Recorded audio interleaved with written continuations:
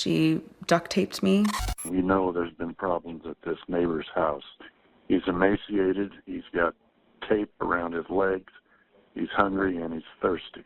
If I hear one more word, get out! I was incredibly unstable in my early 20s. But I don't want to be anything like her. Who put the ropes on you? It was really scary. Weird things started happening. Ruby said the children were demonically possessed. My 6 little chicks. People who watched 8 Passengers were the ones to first kind of ring the alarm as to this alleged abuse that we're seeing now. She was the Utah mommy influencer known for her no-nonsense parenting. The police find laptops, tablets, cell phones. They find ropes. They find duct tape. They find handcuffs.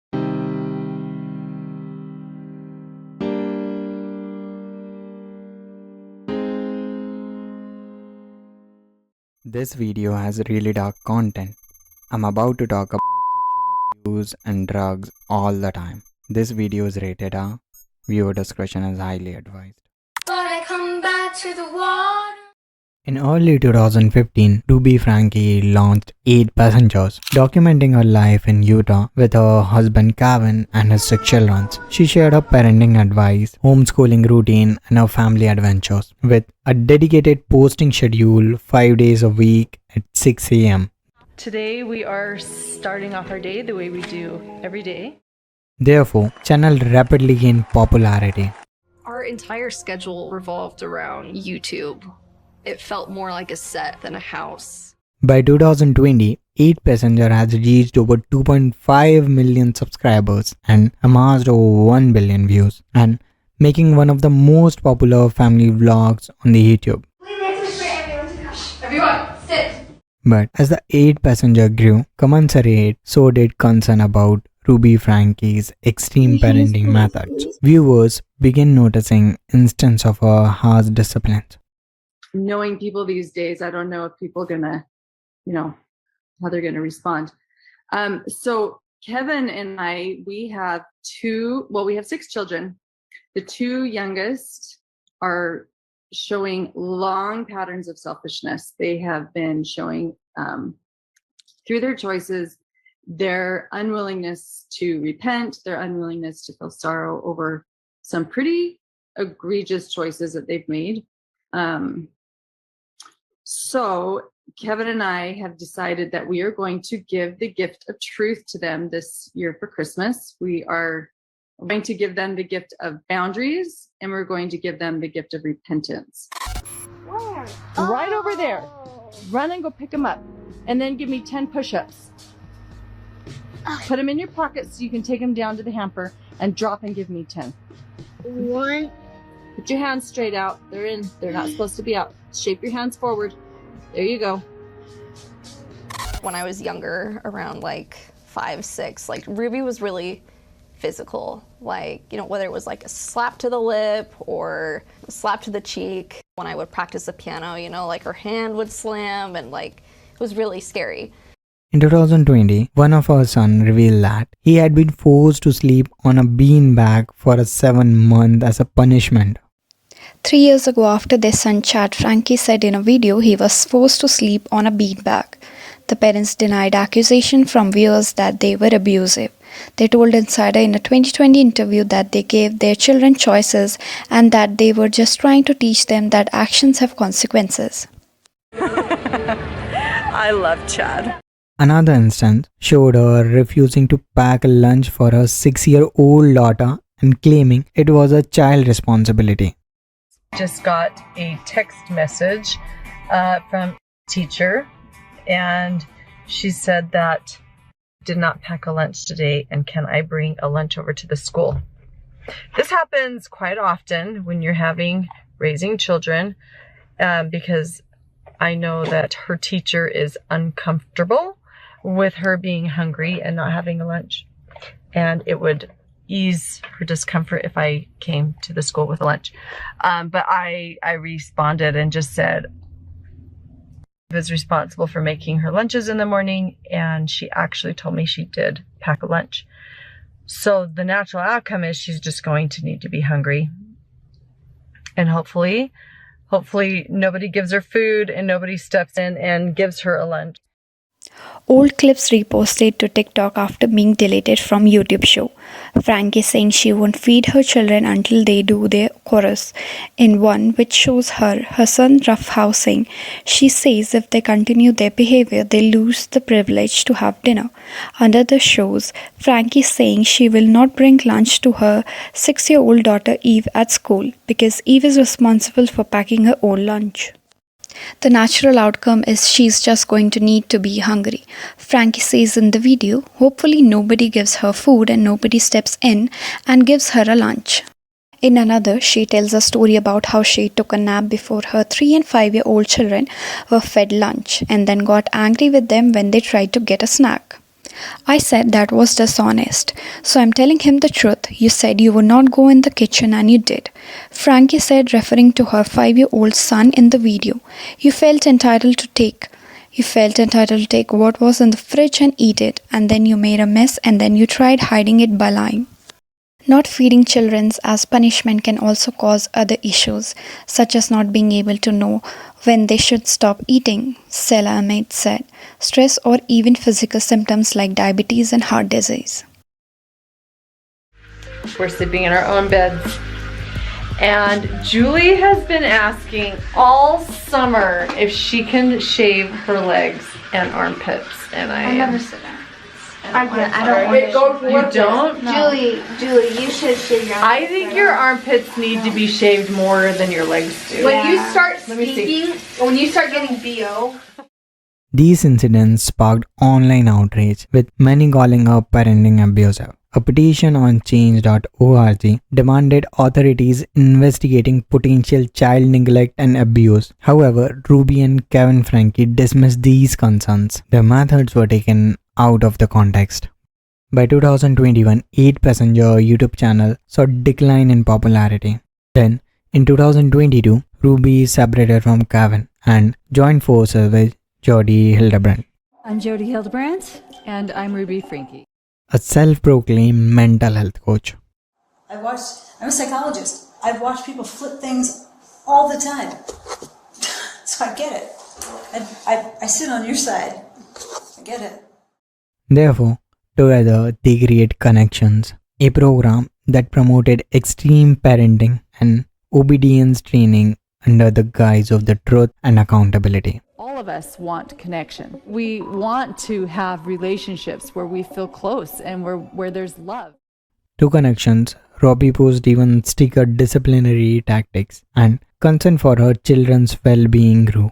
Neighbors and Ruby's eldest daughter, Shari, began alerting authorities. And we know Sherry reached out to authorities about alleged abuse of her younger siblings multiple times without help. We reached out to the Utah Department of Child and Family Services, and they cited their policy of privacy. I love principals more than my child. Yikes! That's a really, and that is the truth. Everything going as usual. But on August 30, 2023, the world learned the horrifying truth. Ruby, Franke, and Jody were arrested in Washington. Jody, I need you to step out. I have my turn. That's great. Step out of the house. No, I'm not going to step out of the house. Step out of the house. Step out of the house. Whoa. We're just going to see. Is there anybody else home? Wait a minute, how do you come to my house? And charged with 6 counts of felony aggravated child abuse. The arrests were triggered when Ruby's 12-year-old son escaped from Jody's home and visibly malnourished with open wounds and duct tape around his wrists and ankles. He begged neighbor for food and water. We know there's been problems at this neighbor's house. He's emaciated, he's got tape around his legs, he's hungry and he's thirsty. And he asked us to call the police. So he's very afraid. This kid has obviously been, I think he's been detained. He's obviously covered in wounds. We need the cops here as soon as possible. Police found another Ruby's children in the similar condition. I'm a police officer. Are you going for the union here? Hey, you okay? Is it just you in here? I'm Sergeant Tobler. What's your name? I just have one. Where's your sister at? Contact one. You okay? Huh? You doing okay? The two children were immediately hospitalized for severe malnourishment and deep wounds from being tied up with ropes. The investigation revealed that further shocking details. Ruby and Jody had used pepper and honey to treat wounds as the form of the punishment. Authority placed the rest of Ruby's children into the protective custody. The ensuing investigation revealed that Miss Franke and Miss Hildebrand held Frank's 12-year-old son and 9-year-old daughter in a work camp-like settings.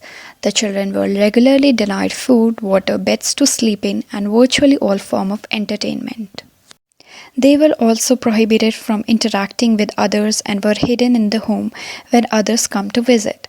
They were forced to do physical tasks like carrying loaded boxes up and down stairs and sitting against a wall without a chair or a tool for hours at a time.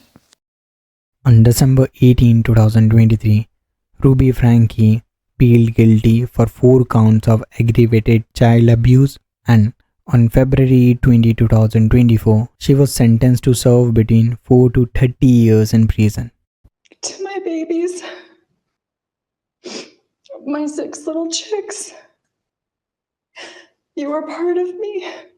Jody Hildebrand also pleaded guilty and received similar sentences. My hope and prayer is that they will heal and move forward to have beautiful lives.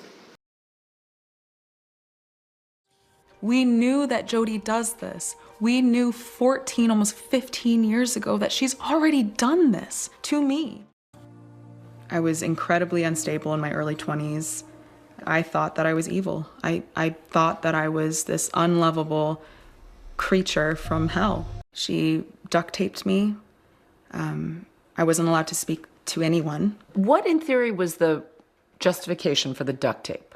The duct tape was, in her words, an external reminder to me that I'm a liar. Under oath law, Ruby will serve minimum of 4 years, but the board of the pardons and the parole will determine if she served the full of 30 years. The investigation found that religious extremism motivated Miss Franke and Miss Hildebrand to inflict this horrific abuse. The women appear to fully believe that the abuse they inflict was necessary to teach the children how to properly repent for imagined sin and to cast the evil spirit out of their bodies. Sometimes I'll see myself in the mirror and I'm like, oh my gosh, I look like her or I sound like her, but I don't want to be anything like her. Of that. I don't come today as the daughter of a felon, nor as a victim of an abnormally abusive mother. I come today as a victim of family vlogging. My goal is not to present any idea of a solution to this problem, but to shed light on the ethical and monetary issues that come from being a child influencer. When children become stars in their family's online content, they become child influencers. It is more than just filming your family life and putting it online. It is a full-time job with employees, business credit cards, managers, and marketing strategies. The difference between family vlogging and a normal business, however, is that all the children are employees. Children from before they are born to the day they turn 18 have become the stars of family businesses on YouTube, Instagram, and other social media platforms.